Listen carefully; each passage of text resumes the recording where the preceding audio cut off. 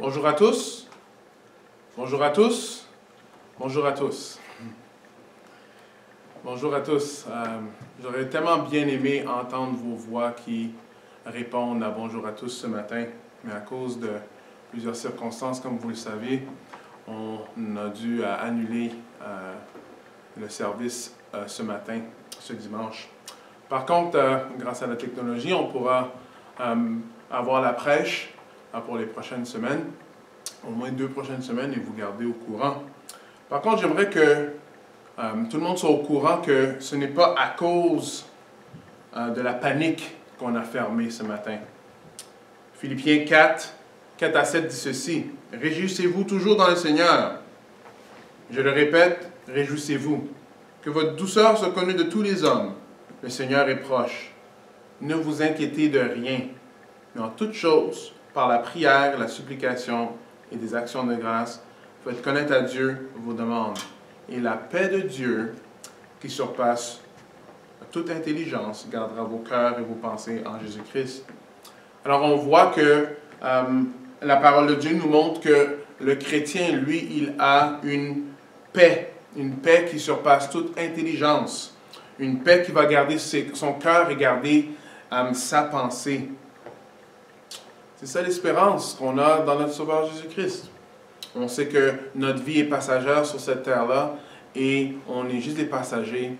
Un jour, on va être face à face à notre Sauveur. Alors, dans des temps où est-ce qu'il peut y avoir de la panique, dans des temps où est-ce qu'il peut y avoir de l'incertitude, le chrétien doit se rappeler de cette paix-là. C'est vrai que des fois, ça ne vient pas comme ça. Il faut, comme ça dit ici, aller vers Dieu, prier Dieu, supplier Dieu et reconnaître ce que Dieu est déjà en train de faire dans notre vie. Et cette paix qui surpasse toute intelligence remplira nos cœurs.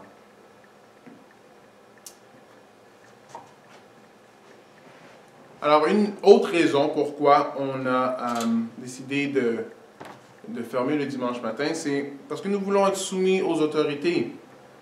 Le gouvernement a demandé que la population fasse tout leur effort pour les aider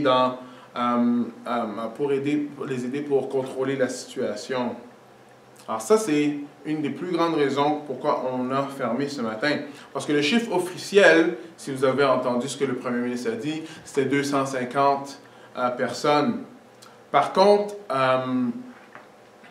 il a aussi demandé que tout autre rassemblement, si ce n'est pas urgent, de les cesser.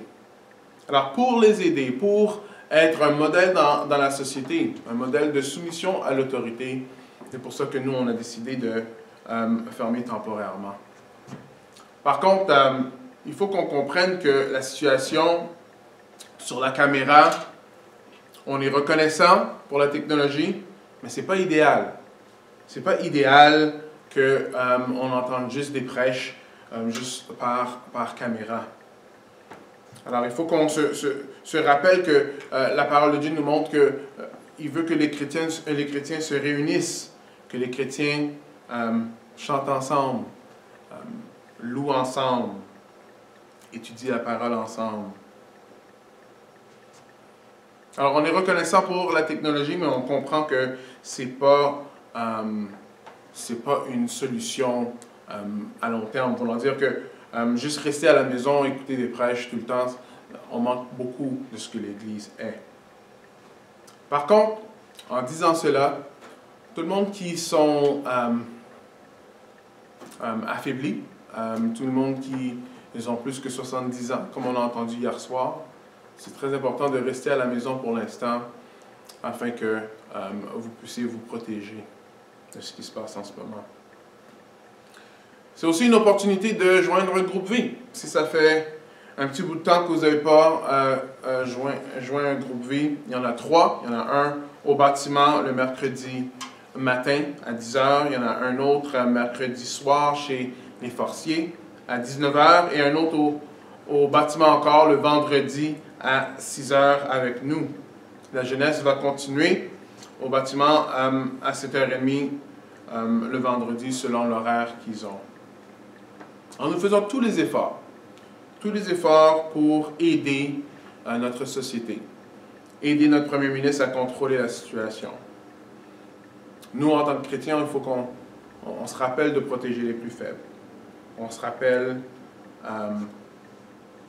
d'aider la situation. Alors, je vous réfère au site de Québec ou le site canadien ou le CLSC si vous n'avez pas accès à l'Internet pour savoir comment être sûr, quand vous êtes autour des personnes, comment agir, comment vous couvrir, comment vous protéger. Pour l'offrande, alors je vous demande que ceux qui veulent donner, ceux qui ont un cœur à donner ou ceux qui donnent régulièrement, de reporter vos offrandes à la semaine prochaine. Moi je fais tous les efforts pour essayer de mettre en ligne les dons pour qu'on puisse donner en ligne pour les prochaines semaines. Alors pour le temps, en ce moment, le Conseil a décidé que ça va être 2 semaines, comme le Premier ministre a dit, où est-ce qu'on va commencer à voir qu'est-ce qui se passe. Et on va vous garder au courant de tout ce qui se passe dans les prochaines décisions, s'il y en a dans les prochaines semaines. Alors pour l'instant, ce dimanche et le dimanche prochain, on va être en ligne. Alors nous, on vous communique par l'infolettre, par le Facebook de l'Église et aussi par le site web. Alors Martin Luther, c'est un énoncé que j'ai vu sur Facebook qui a été annoncé beaucoup, mais c'est un énoncé que je trouve vraiment intéressant. Il dit ceci: comment réagir dans des temps où est-ce qu'il y a des pandémies? Lui, il était confronté à la peste noire. Il a dit ceci: je demanderai à Dieu par miséricorde de nous protéger. Ensuite, je vais enfumer pour aider à purifier l'air, donner des médicaments et les prendre moi-même. J'éviterai les lieux et les personnes où ma présence n'est pas nécessaire pour ne pas être contaminé et aussi infliger et affecter les autres pour ne pas causer leur mort par suite de ma négligence. Si Dieu veut me prendre, il me trouvera sûrement et j'aurai fait ce qu'il attendait de moi, sans être responsable ni de ma propre mort ni de la mort des autres. Si mon voisin a besoin de moi, je n'éviterai ni lieu ni personne, mais j'irai librement comme indiqué ci-dessus.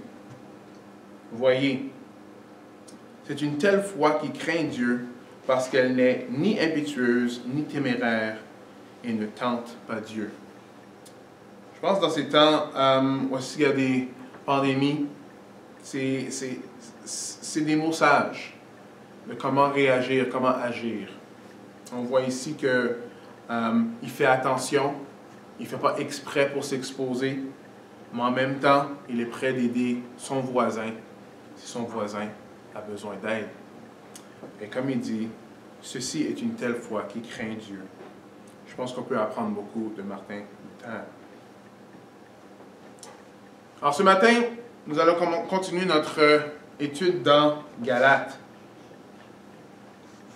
De la même façon qu'aujourd'hui, il y a des temps qui sont urgents et importants, alors on agit d'une certaine façon pour être capable de contrer ce qui est devant nous.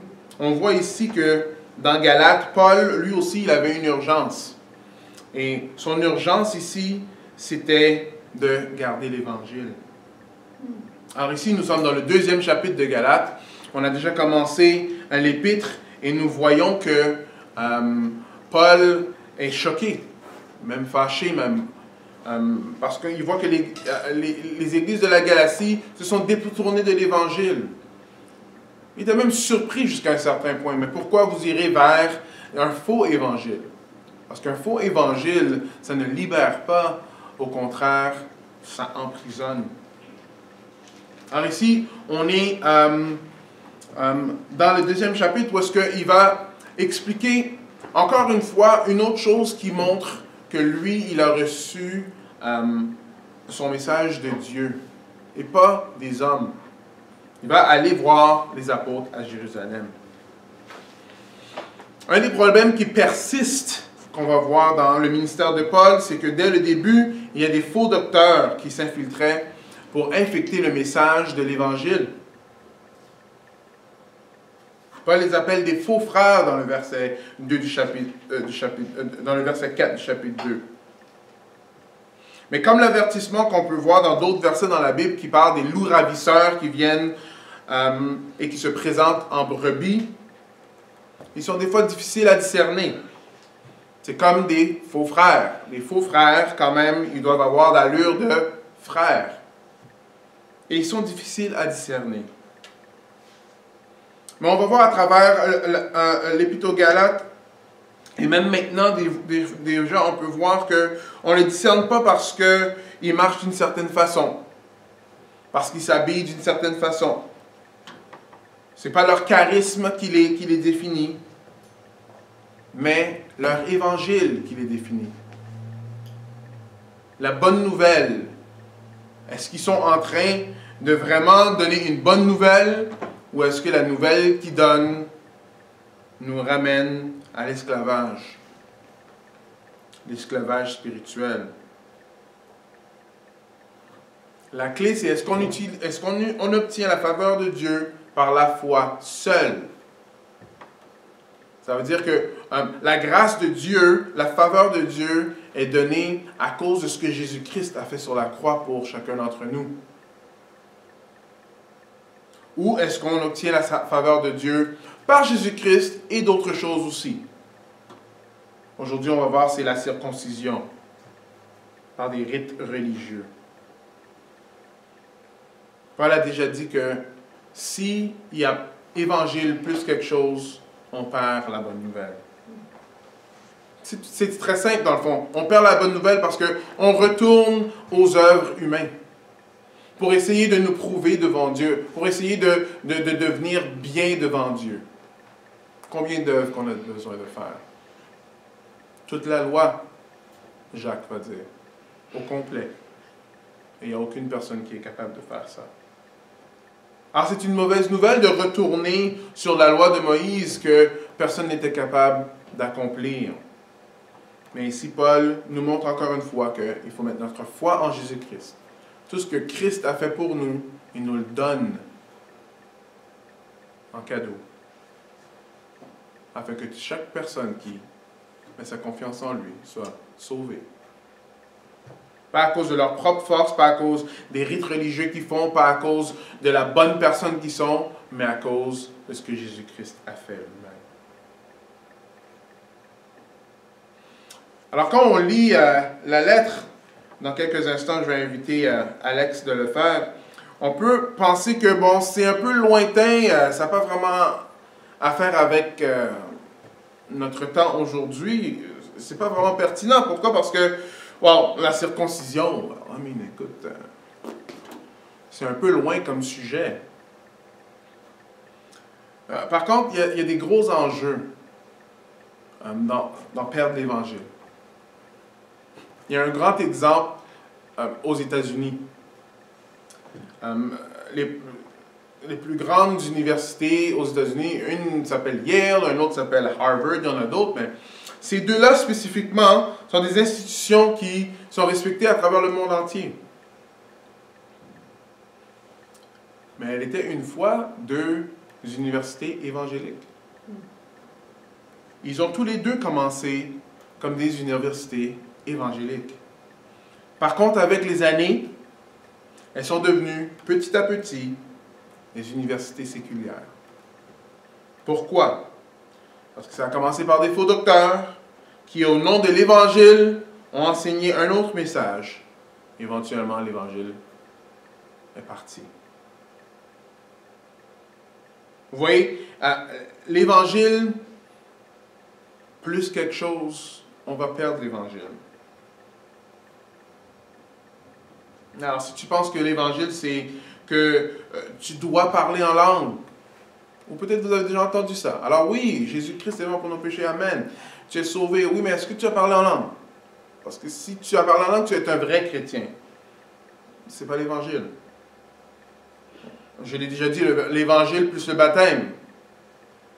L'Évangile plus des prières au sein, ou l'Évangile plus l'évangélisation. Toutes ces choses-là, c'est des choses que les chrétiens font à cause qu'ils sont sauvés, même pas pour être sauvés. Ce que Paul est allé faire à Jérusalem a de grandes conséquences. Alors, lisons Galates 2, 1 à 10. On va passer à travers le texte. J'inviterai Alex.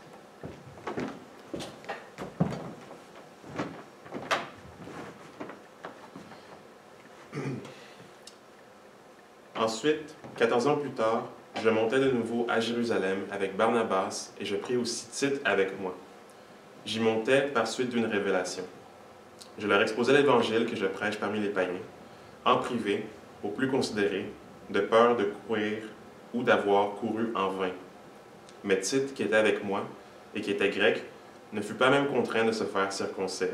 Cependant, à cause des faux frères qui s'étaient furtivement introduits et glissés parmi nous, pour épier la liberté que nous avons en Christ, avec l'intention de nous asservir.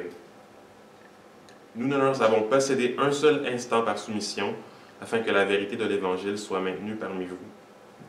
Quant à ceux qui paraissaient les plus considérés, ce qu'ils avaient été autrefois, n'importe peu. Dieu ne fait pas de considération de personne. Les plus considérés ne m'ont rien imposé. Au contraire, lorsqu'ils virent que l'Évangile m'avait été confié pour les incirconcis, comme à Pierre pour les circoncis, car celui qui, agissant en Pierre, en a fait l'apôtre des circoncis, a également agi en moi en vue des païens. Et lorsqu'ils reconnurent la grâce qui m'avait été accordée, Jacques, Céphas et Jean, considérés comme des colonnes, nous donnèrent la main droite à Barnabas et à moi, en signe de communion. Ainsi nous irions, nous, vers les païens et eux vers les circoncis. Nous devions seulement nous souvenir des pauvres, ce que je me suis empressé de faire. Merci Alex. C'est la parole de Dieu. Prions ensemble. Alors, Père éternel, on te remercie premièrement pour la parole que tu as gardée à travers toutes ces années, afin qu'aujourd'hui on peut entendre tes mots, on peut entendre ce que toi tu veux de nous, on peut entendre comment que nous on peut être sauvés, on peut entendre l'Évangile. Seigneur, par ta parole, Seigneur, ça nous amène à toi. Par ta parole aussi, ça nous aide à grandir en toi, afin que, pas à pas, Seigneur, on peut te laisser nous transformer par ton esprit à la lumière de ton Fils. Ta parole nous dit aussi, Seigneur, que ce n'est pas juste un livre ancien. Nous, on fait partie de l'histoire. On est en attente que Jésus-Christ revienne. Et on a hâte de ton retour, Seigneur. Justement, quand on entend toutes les différentes choses à travers le monde, comme le coronavirus et d'autres choses, qui pourraient peut-être emmener, Seigneur, de la crainte pour certains. Seigneur, on se rappelle, Seigneur, que l'histoire n'est pas terminée ici sur terre, mais tu reviens. Tu reviens. Et Seigneur, tu nous dis que quand tu vas revenir, tu vas nous donner des nouveaux corps. Et tu vas éliminer la présence du péché. Le péché est la raison pour laquelle il y a plein de choses qui se passent à travers le monde entier. Des choses affreuses comme la maladie, des choses affreuses comme des guerres. Seigneur, tu as dit que tu as vaincu le péché et que tu reviens un jour. Pour tout le monde qui a mis leur confiance en toi, que ça puisse encourager nos cœurs encore une fois. En ton nom. Amen. Alors ici, on voit dans le texte que Paul est allé voir les apôtres. On pourrait se poser des questions encore, mais ok, mais pourquoi il est allé voir les apôtres? Dans sa lettre, il est en train de défendre que lui, c'est un vrai apôtre parce qu'il a reçu sa révélation de Jésus-Christ. Maintenant, il donne cet exemple-là. Et 14 ans plus tard, il est monté de nouveau à Jérusalem avec Barnabas et Tite. Mais si Paul a reçu sa révélation de Dieu, s'il n'y a pas des hommes qui l'ont influencé dans ce que lui il connaît dans l'Évangile, et qu'on va voir plus tard que l'Évangile que Paul prêche prêchait, c'était le même évangile que tous les apôtres prêchaient, pourquoi est-il allé voir les apôtres? Est-ce que c'était pour vérifier s'il avait raison? Est-ce que c'était pour être affermi? Est-ce que c'était pour une confirmation? Bravo Paul, tu fais bien? On va voir que c'est vraiment pas ça dans le texte. Il y a deux grands points dans le texte que je peux voir. Le premier grand point, c'est que l'Évangile est unique et ça vaut la peine de la défendre. Et la deuxième chose, c'est que ça vaut aussi la peine de la transmettre. Alors, deux choses. L'Évangile est unique, ça vaut la peine de la défendre. Et la deuxième chose, ça vaut la peine de la transmettre. Alors, Paul avait l'Évangile, et il savait que c'était l'Évangile. Par contre, ce que lui, il a réalisé, c'est que, bon, c'est important que je monte parce que, dans le verset 2, j'y montais par suite d'une révélation. Il voyait que lui, il prêchait l'Évangile, mais c'est qu'il y avait des judaïsants qui étaient là, qui étaient en train de défaire son message. Et une des choses qu'il voulait faire, c'est qu'il voulait que Paul et les apôtres aient deux messages différents. Parce que s'ils étaient capables de prouver ça, bon, ça enlèverait la crédibilité à Paul. Et tout ce que lui, il a fait, comme on peut voir dans le livre des Actes, serait en vain. Alors c'est clair que Paul n'est pas allé avoir de la confirmation parce qu'il a monté suite à une révélation. De la même façon qu'il a eu la révélation de Dieu pour l'Évangile, ici il a une révélation de Dieu pour aller à Jérusalem. Quand il est arrivé là-bas, en privé, il a exposé l'Évangile aux plus considérés, c'est-à-dire aux apôtres, de peur de courir ou d'avoir couru en vain.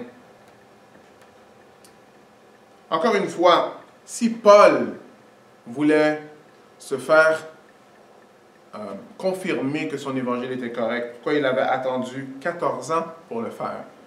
Non, il n'aurait pas fait ça.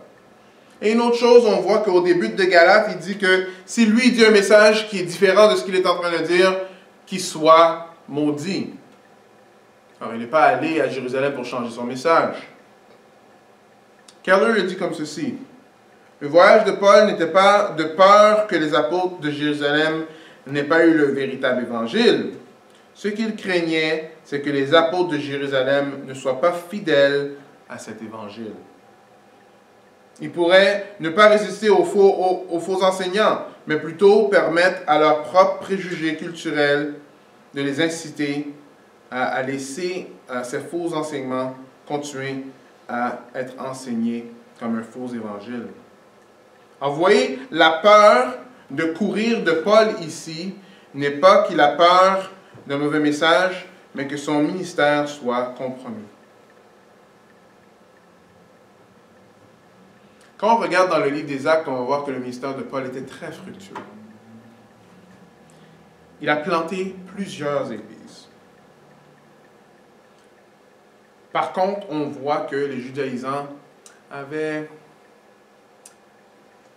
comment je pourrais dire, avaient une tactique que honnêtement est vraiment efficace aujourd'hui. La tactique est de diviser pour régner. Il voulait diviser. Il voulait être sûr que Paul est d'un côté et que les apôtres sont de l'autre. C'est tellement drôle parce que, c'est pas vraiment drôle, mais c'est intéressant de voir que plusieurs auteurs qui se disent des exégètes bibliques vont séparer Paul de Jésus, vont séparer Paul des apôtres, vont même séparer les apôtres d'eux-mêmes. Ils vont dire que Paul a un évangile, Jacques a un autre évangile. Et quand on les lit, on voit qu'ils sont en contradiction ensemble. Alors la même chose que les judaïsants étaient en train de faire dans ce temps-là, on peut le voir aujourd'hui. Parce que le monde essaye de diviser, de séparer. Par contre, quand on lit que Paul dit que c'est par la foi seule qu'on est sauvé, et que Jacques va dire qu'une foi qui est sans les œuvres est une foi morte, Est-ce que c'est vraiment deux énoncés qui sont contradictoires? Non, au contraire. Paul, lui, il parlait à des judaïsants. Jacques, lui, il parlait à des personnes qui voulaient juste prendre la liberté de Christ en vain. Et c'est pour ça que lui, il dit qu'une foi, parce qu'on ne voit pas les œuvres, c'est une foi morte.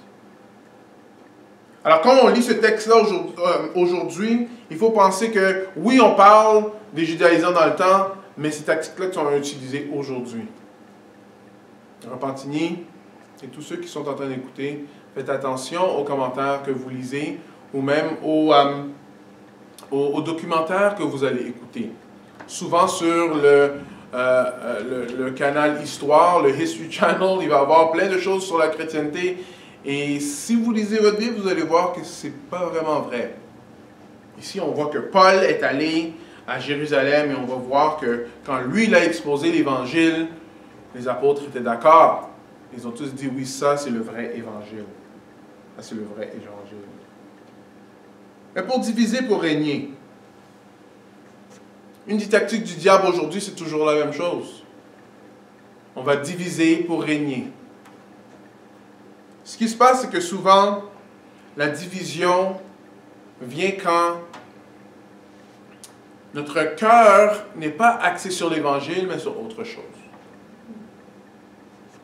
Quand les couleurs à l'Église, les couleurs des draps ou les couleurs des murs deviennent plus importantes qu'aller partager l'Évangile.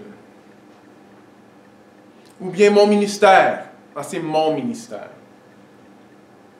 Alors si un des anciens ou quelqu'un d'autre va te proposer pour dire peut-être tu devrais peut-être faire un autre ministère, les plus pieux vont dire OK, je vais le faire. Mais dans le cœur, il y a comme de l'amertume qui se bâtit. Quand notre vision de l'Église, quand notre cœur n'est pas axé sur l'Évangile, là, ça peut amener des divisions.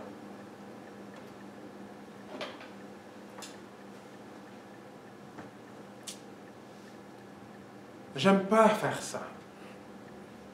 Toute la semaine, je le fais, mais quand j'arrive à l'église, là, il faut que moi je déplugue parce que j'ai besoin de relaxer. Je comprends qu'on a des semaines qui sont chargées. Et non, personne ici vous demande de vous exténuer pour servir le Seigneur. Mais il faut penser des fois, est-ce que certaines visions qu'on a de venir à l'église, est-ce que c'est axé sur l'Évangile ou sur autre chose? Diviser pour régner. Pour vous dire que cette tactique-là, le diable utilise ça fait depuis très longtemps. Mais Paul est allé défendre l'Évangile et il a utilisé une tactique qui est quand même assez intéressante. On peut voir ça dans le premier verset, où est-ce que ça dit que je montai de nouveau à Jérusalem avec Barnabas et je pris aussi Tite avec moi. Pourquoi c'est important de comprendre ça? Parce que Barnabas était juif et Tite était grec. Tite était un grec non circoncis chrétien. Et Paul l'a emmené avec lui. Parce que si quand il arrive là-bas, les apôtres ne disent pas qu'il doit être circoncis, alors Paul sait qu'eux, ils ne se sont pas fait infecter par les judaïsants. Mais si les apôtres décident de dire oui, il faut qu'ils soient circoncis, alors Paul verrait que ce serait un temps pour les reprendre parce que ce n'est pas l'évangile que Jésus-Christ nous a laissé. Alors emmener Tite voir les apôtres à Jérusalem, c'est l'équivalent de peut-être si les fans de hockey, tu vas aller voir un match de hockey, tu es avec tes amis, c'est tous des gros fans du Canadien. Le match, c'est Canadien contre Toronto. Et que ton voisin t'appelle à la dernière minute pour dire « Hey, regarde, j'aimerais venir et tu as un ticket de plus. » Tu dis « Ok, oui, viens avec nous, on va avoir un bon temps. » Et quand tu passes avec la voiture pour prendre ton voisin, il sort avec un gros chandail de Toronto Maple Leafs. C'est l'équivalent d'emmener Tite à Jérusalem.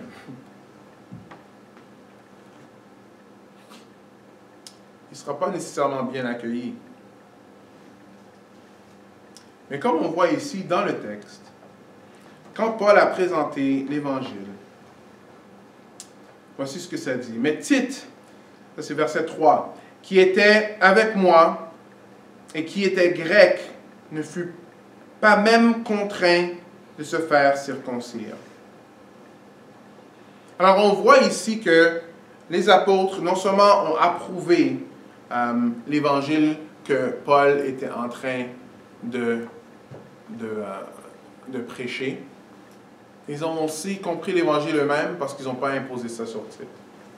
Mais juste après, on voit cependant, à cause des faux frères qui s'étaient furtivement introduits et glissés parmi nous pour nous épier la liberté que nous avons en Christ avec l'intention de nous asservir, nous ne leur avons pas cédé un seul instant par soumission, afin que la vérité de l'Évangile soit maintenue parmi nous.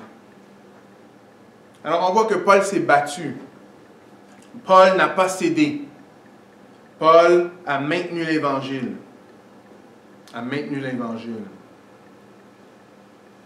Afin que les faux docteurs ne puissent pas avoir l'emprise dessus. Juste une petite note à propos de ça. Vous savez, c'est difficile des fois de bien voir comment bien transmettre l'Évangile à nos enfants dans notre famille. Il y a plein de choses qui se passent.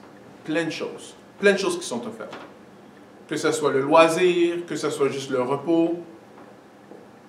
Vous voyez, il était difficile que Paul garde l'Évangile parce que les faux docteurs étaient en train d'essayer de le changer.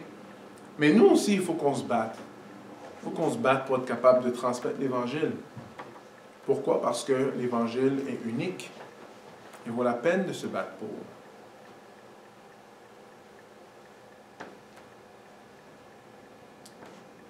L'Évangile est confrontant. Par contre, si ce n'est pas nous, parents, qui prenons le temps de passer le bâton, il n'y a personne qui va le faire pour nous. Si ce n'est pas nous, chrétiens, qui prenons le temps de partager l'Évangile à nos voisins, qui va le faire pour nous? Oui, des fois c'est difficile. Des fois on a de la crainte. Des fois on a même de la honte de parler devant le monde. Vous savez, on peut faire confiance à l'Esprit de Dieu. Parce que si ce n'est pas nous qui propageons l'Évangile, il n'y aura pas d'autres personnes qui vont le faire à notre place. Pas d'autres personnes qui vont le faire à notre place. 1 Corinthiens 15, 11 dit ceci. Ainsi donc, que ce soit moi, que ce soit eux, voilà ce que nous prêchons et ce que nous avons cru. L'Évangile. L'Évangile.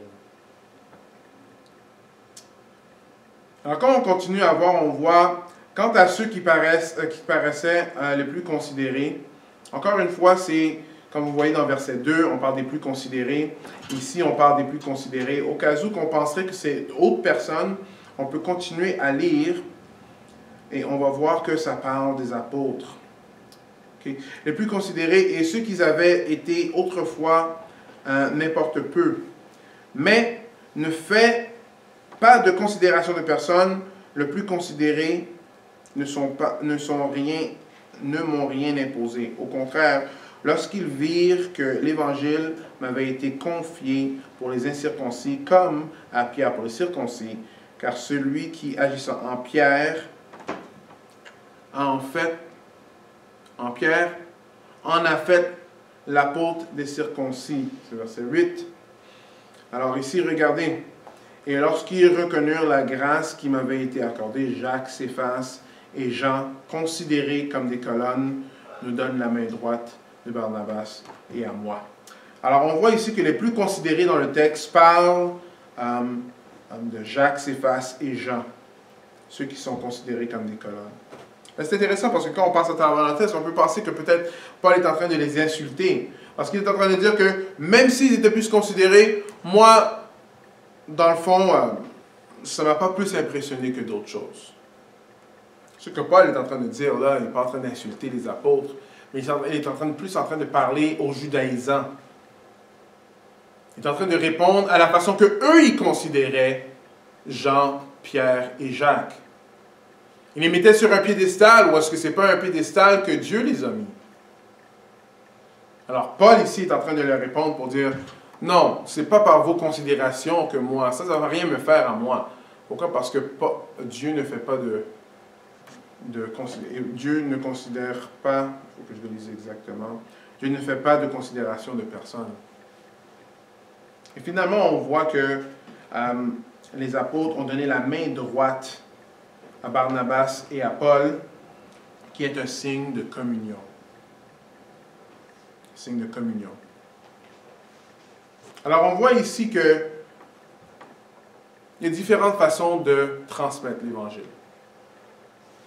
Pierre le transmettait aux circoncis, aux Juifs, et Paul les transmettait aux non-Juifs. Alors, ce n'est pas parce que quelqu'un a un différent ministère que nous, que nécessairement, on n'est pas unis. Parce qu'ici, ils ont donné la main droite, qui veut dire qu'ils sont communiés ensemble. Ils sont ensemble dans la propagation de l'Évangile. Que ce soit vers les Juifs ou les non-Juifs. Peut-être Dieu vous appelle à des ministères qui sont différents. Mais on peut juste regarder autour de nous, on peut voir qu'il y a plusieurs personnes qui croient dans l'Évangile et qui ont des ministères différents. Et c'est correct. Dieu va nous utiliser. Mais ça nous montre aussi que nous, dans l'Église, on peut faire différentes choses aussi pour propager l'Évangile.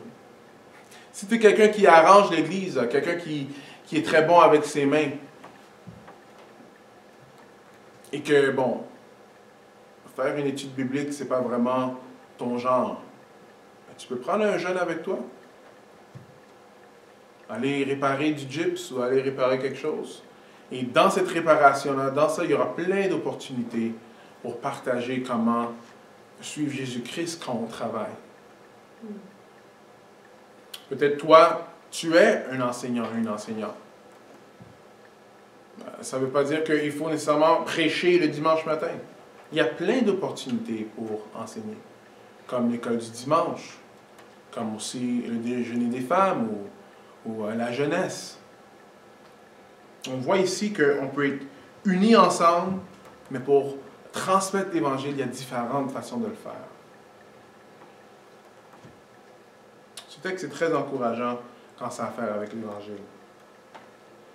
Pourquoi? Parce qu'il faut le garder, parce qu'il est unique, et il faut aussi le transmettre. Si ce matin, tu ne sais pas comment transmettre l'Évangile, si tu ne sais pas c'est quoi ta place dans l'Église, ou même comment transmettre l'Évangile au travail ou en dehors, à des quatre murs du bâtiment, tu peux venir nous voir en tant qu'ancien. On va te guider. Une des meilleures façons de voir c'est quoi le don que Dieu t'a donné pour transmettre l'Évangile, c'est d'essayer des choses. De servir dans plein de différents ministères. Éventuellement, tu vas voir, oui, ok, là je comprends. Dieu m'a outillé pour ce ministère-là. Ça s'appelle faire des disciples. Alors, j'aimerais terminer par une citation de Luther encore. J'aime bien Luther ce matin. Luther dit ceci: tirons tous cette conclusion. Nous nous laisserons être dépouillés de nos biens, de notre réputation, de notre vie et de tout ce que nous possédons. Mais nous ne supporterons jamais que ce soit arraché l'Évangile, notre foi, Jésus-Christ lui-même. Alors on peut faire tout. On peut être dépouillé de toutes choses. Mais quand ça a à faire avec l'Évangile, il va dire ceci: maudit soit toute humilité qui s'abaisserait et se soumettrait dans ce domaine. Au contraire, tout chrétien, soyez fiers et sans pitié, de peur de renier le Christ.